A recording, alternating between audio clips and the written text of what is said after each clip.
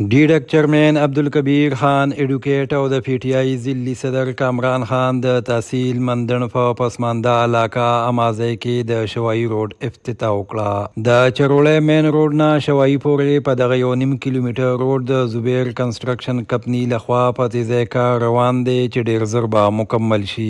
د روډ په افتتاحي تقریب کې ناظم وی سی چرولې، طارق عزیز د پی ټی آی امازو عہدیداران او کارکنانو علاوه د شوایي کلي مشران ګډون کړی وو. مختصر تقریب ته د خطاب په وخت ډیډک چیرمین و پارلیماني سیکرټري بریاله تعلیم عبدالکبیر خان ایډوکیټ او ضلعي صدر کامران خان وویل چې موږ د عوامو سره د الیکشن په وخت کې کومې وعدې کړې وې ان شاء الله ټولې به سرته رسوو. هغوی زیاته کړه چې زموږ اولنی ترجیح د دې حلقې په کنډو روډونو دی، ځکه چې د خرابو روډونو په وجه مقامي ولس د ستونزو سره مخ دی.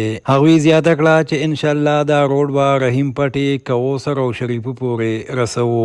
میډیا سره د خبرو په وخت د شوایي کلي نظیب خان د ډیډک چیرمین عبدالکبیر خان ایډوکیټ شکریه ادا کړه. وی چې د روډ په وجه زموږ خلک د ډیر تکلیف سره مخ وو. ان شاء الله چې روډ پوخ شي زموږ ستونزې به ختم شي.